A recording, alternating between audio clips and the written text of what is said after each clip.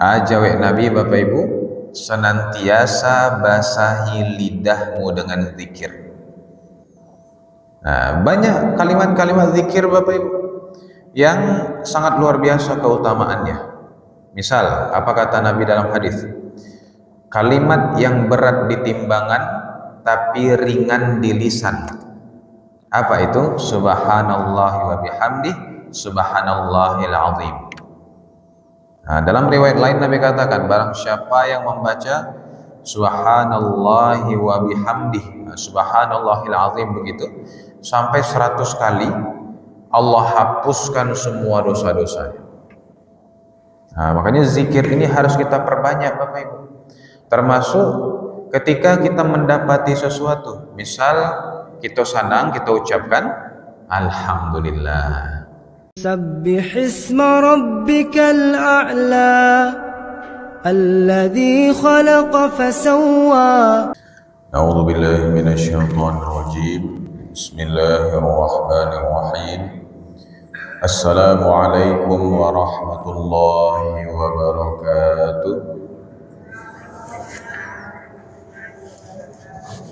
الحمد لله الذي بنعمته تتم الصالحات، والحمد لله على كل حال، والحمد لله الذي أحيانا بعدما أماتنا وإليه النشور، وأشهد أن لا إله إلا الله وحده لا شريك له، وأشهد أن سيدنا محمدا عبده ورسوله الذي لا نبي ورسول بعده، وصلى الله عليه وعلى آله وأصحابه وبارك وسلم.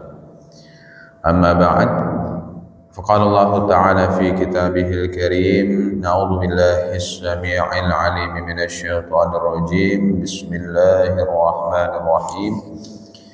ليس البر أن تولوا وجوهكم قبل المشرق والمغرب، ولكن البر من آمن بالله واليوم الآخر والملائكة والكتاب والنبيين، وآتى المال على حبه ذوي القربى واليتامى والمساكين وابن السبيل والسائلين وفي الرقاب، وأقام الصلاة وآتى الزكاة والموفون بعهدهم إذا عاهدوا، والصابرين في البأساء والضراء وحين البأس، أولئك الذين صدقوا وأولئك هم المتقون. صدق الله العظيم. Bapak-bapak, ibu-ibu, hadirin wal hadirat, sedang jemaah salat subuh Masjid Jami Hasanuddin Sabbih Isma Rabbikal A'la Batang Anai yang dimuliakan Allah. Segala puji hanya bagi Allah yang kita senantiasa bersyukur kepadanya. Allah jadikan kita berada di masjid yang kita banggakan ini dalam melaksanakan ibadah yang mulia, salat subuh berjamaah, serta berkumpul kita dalam majelis yang mulia. Dan bersyukur kita kepada Allah yang sudah menyelamatkan kita dan melapangkan keadaan kita ketika orang-orang terdampak bencana banjir bandang sebagaimana yang kita ketahui. Ketika mereka dalam keadaan sulit, mereka diungsikan, barang-barang mereka hanyut, rumah-rumah mereka terendam banjir, kita masih Allah berikan kelapangan. Kita masih bisa tidur nyenyak, kita masih bisa makan enak sebagaimana yang biasa dilakukan. Maka bersyukur kita kepada Allah Bapak Ibu, bukan hanya dengan alhamdulillah saja, namun menggunakan nikmat lapang yang Allah berikan ini untuk ketaatan kepada Allah. Dan bersyukur kita kepada Allah yang sudah menjadikan bumi kita tersenyum kembali setelah sepekan lebih diguyur oleh hujan. Sampai-sampai bagi Bapak Ibu Ambo yang tak tibu hari Senin patang, Bu, Lai tahu Ibu bara orang yang hadir majelis patang hari Senin patang, 2 orangnya Bu. Itu orang-orang terpilih saja tuh. 2 orang ya sabanyak kok ibu-ibu biasa bocah lihat. Hari Senin petang hujan-hujan tuh ambo mengaji sih kok. 2 orang ibu-ibunya. Entah mungkin masih ada di balik-balik apa tuh tonggak tuh di balik-balik tirai itu, nggak tahu ambo kan. Cuman yang nampak ambo 2 orang ya. Apa-apa lagi lumayan banyak. Alhamdulillah Bapak Ibu, hari ini Allah jadikan bumi kita tersenyum lagi, sudah berhenti hujan badainya, dan kita bisa kembali melaksanakan aktivitas seperti biasa. Mudah-mudahan saudara-saudara kita yang sudah terdampak bencana Allah berikan pertolongan, serta semoga kita bisa mengambil pelajaran dari musibah ini. Amin ya rabbal alamin. Salawat dan salam kepada baginda Rasulullah Nabiyuna Muhammadin sallallahu alaihi wasallam. Yang terhormat Ketua Pengurus Masjid Jami Hasanuddin beserta jajarannya, yang terhormat para tokoh masyarakat Tungku Tigo Sajarangan, Nenek Mama, alim ulama Syariah Bandai. Kemudian yang terhormat ustadz-ustadz kita yang senantiasa standby mendampingi dan mengimami sholat-sholat kita. Umumnya kepada seluruh jamaah, tidak disebut nama dan gelar, insya Allah kita semua dimuliakan Allah. Amin ya rabbal alamin. Lai sehat-sehat sadunya Bapak Ibu. Alhamdulillah. Bapak Ibu yang dimuliakan, kita lanjutkan bahasan kita masih dalam kitab Al-Arba'in An-Nawawiyah, yang kita sudah memasuki hadis yang ke-23. Ini total hadisnya ada 42 yang dikaji. Kita sudah sampai 23, akhirnya lah lebih setengah Bapak Ibu. Mudah-mudahan Allah panjangkan umur kita sehingga kita bisa menuntaskan seluruh rangkaian hadis arba'in yang berjumlah 42 ini. Bapak Ibu, hadis yang ke-23 ini diriwayatkan oleh Abu Malik Al-Harith bin Asim Al-Ash'ari radhiyallahu anhu. Nah, beliau mengatakan, qala Rasulullah sallallahu alaihi wasallam. Nabi sallallahu alaihi wasallam bersabda, nah, at-tuhur syatrul iman. Kesucian itu, kebersihan itu adalah separuh keimanan. Walhamdulillahi tamla'ul mizan. Alhamdulillah itu memberatkan timbangan kebaikan. Wa subhanallah walhamdulillah tamlan au tamla'u ma bainas samawati wal ardh. Ucapan alhamdulillah ya dan subhanallah itu memenuhi ruangan antara langit dan bumi. Kemudian apa kata Nabi lagi? Nah, kemudian Nabi mengatakan, wassalatu nurun, salat adalah cahaya. Wassadaqatu burhanun, sedekah adalah bukti nyata. Wassabru dhiya'un, sabar adalah pelita. Wal Qur'anu hujjatun laka aw 'alaika. Al-Quran adalah hujjah yang membela atau bisa juga menuntutmu. Nah, kemudian Nabi mengatakan, kullun nas yaqudu fabai'un nafsahu famu'tiquha aw mubiquha. Dan semua orang berusaha, ia pertaruhkan dirinya, ada yang untung dan ada yang merugi. Hadis riwayat Imam Muslim. Nah, Bapak Ibu yang dimuliakan, jadi kita kembali membahas hadis yang panjang. Nah, sebelum-sebelumnya kita bahas hadis yang pendek. Misal la taghdab, jangan marah. Nah, itu saja isi hadisnya, jangan marah. Nah, kemudian sebelumnya juga ada lagi hadis yang pendek. Nah, sekarang balik ke hadis yang panjang. Di sini Nabi menyebutkan hakikat daripada amalan-amalan. Nah, kita coba jelaskan Bapak Ibu dalam waktu yang singkat ini. Yang pertama kata Nabi, bersuci itu at-tuhur syatrul iman. Bersuci itu adalah separuh iman.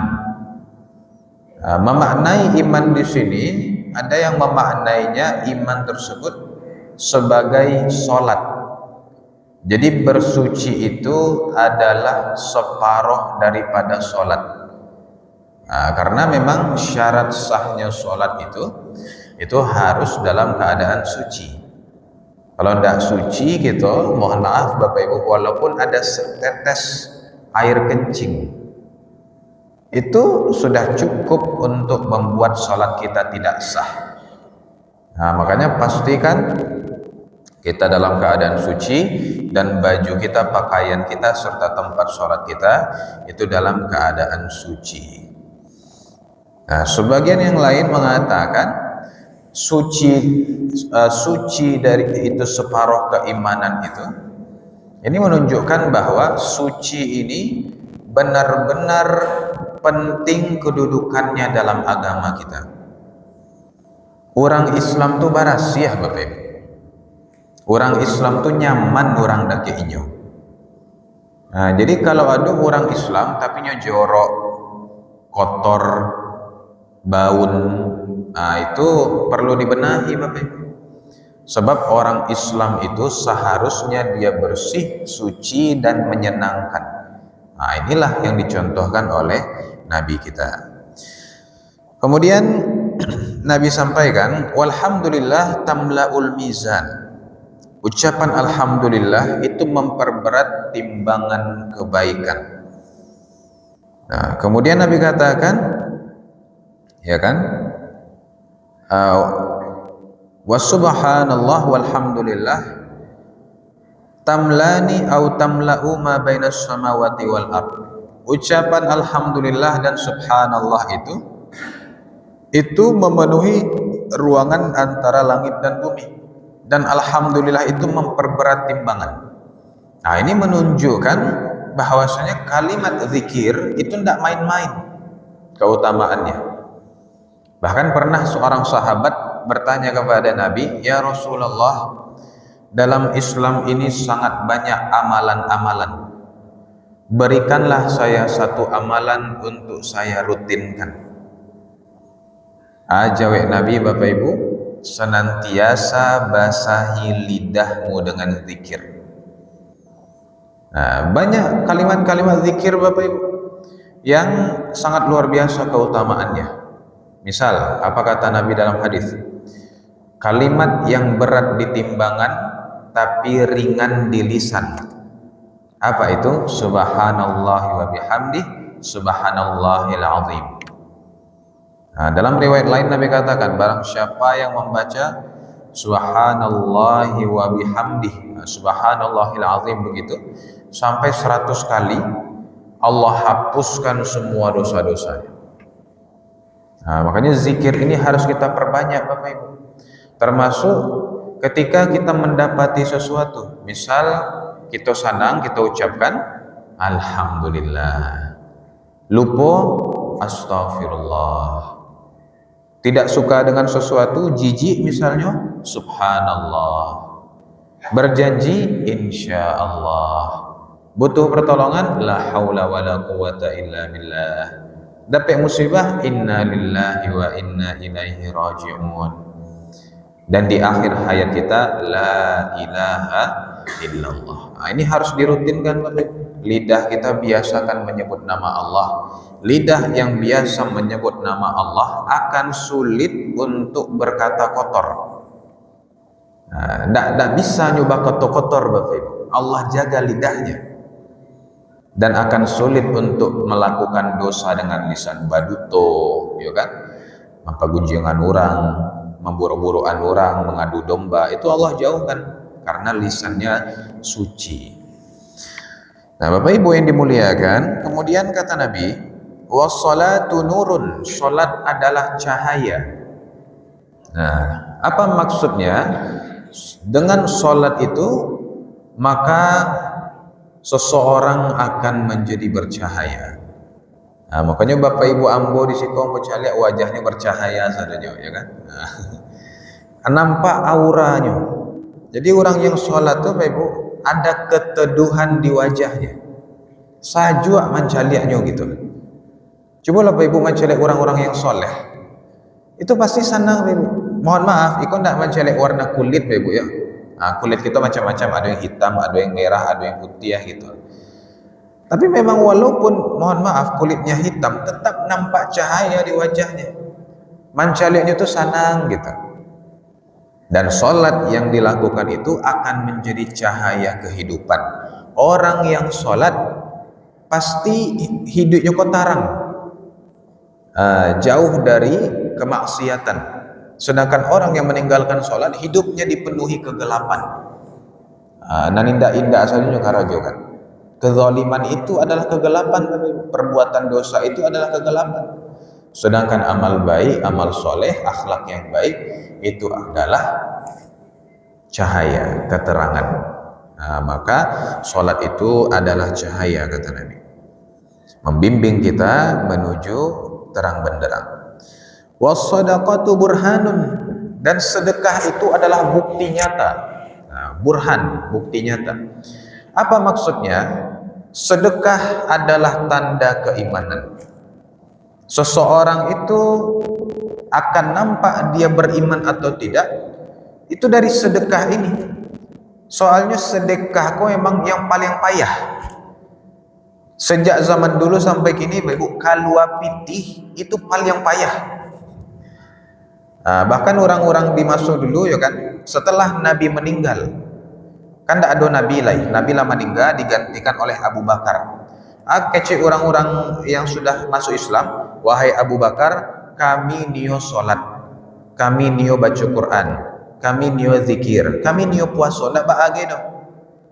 Tapi kami tidak namuah bayar zakat lagi kecil. Artinya Bapak Ibu mengeluarkan uang bersedekah, baik sedekah wajib maupun sedekah sunnah, ini membutuhkan keimanan. Barek ya kan? Sampai kini kalau piti itu payah banget. Padahal apa kata Nabi Ibu? Mana qasad sadaqatun min mal. Aku bersumpah kata Nabi, sedekah itu tidak akan mengurangi harta. Justru akan menambahkannya. Kok bisa bertambah lo Ustaz? Secara logika gitu berkurang Bapak Ibu. Tapi secara kehidupan ini Allah datangkan rezeki dari mana-mana nanti. Kita kaluan sekian, tiba masuk sekian. Kita kaluan lebih gadang, masuk lo lebih gadang gitu.